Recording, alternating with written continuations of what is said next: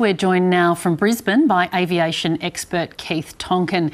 Keith, thanks so much for joining us. We've seen that horrific vision of the plane attempting to land and then crashing into the end of the runway.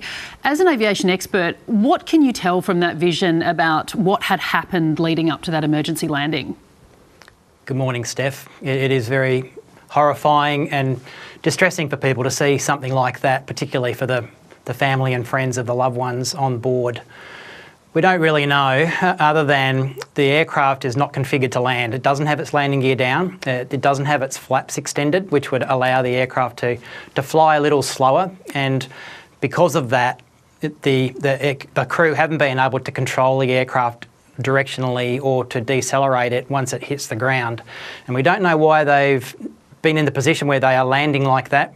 There's some indication that there may have been a bird strike prior to it, and for some reason they've decided or been forced to land the aircraft without having properly prepared it to land. We've also seen reporting that the plane landed in the opposite direction on the runway than planes normally would. What would the reason be for that? Yeah, it's most likely that they were in a rush, and they declared a mayday, which indicates that they were in a lot of distress and that they thought that their lives were in imminent danger. So they may have chosen to land in the opposite direction to the one runway that they initially chose to land on for some reason, because they were in a hurry, and they were in a hurry to the point where they didn't configure the aircraft to land either deliberately or because they just didn't have time. And we're really interested to know why that was the case. Now, bird strikes are not uncommon in the aviation industry. Sometimes they can have some horrific consequences, but quite often they go without incident. What would have happened here if this was a bird strike to have led to this being such a tragedy?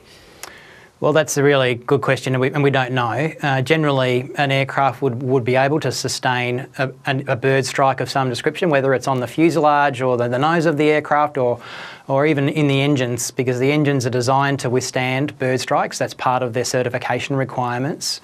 And there is some images coming up now that shows that it may have suffered a bird strike, but it wouldn't necessarily mean that the pilots didn't have time to configure the aircraft to land. Even if one engine had stopped producing power, the other one should have been able to sustain the aircraft in flight until they were ready to land. So there are some really big questions to be answered there. And investigators have recovered the two black boxes from the plane. What can we expect now in terms of what investigators will be looking for and how long any investigation might take? Yeah, other than the obvious circumstances they see in front of them on the runway at the moment, they'll be interested to hear what the pilots are saying, what they said that they were seeing, what they were doing, and what caused them to be in a position where they were landing without the gear down, and also any sort of engine instruments or engine indications or other data that might help people understand exactly what happened there. And disasters like this often focus people's attention on the safety records of different airlines of different countries.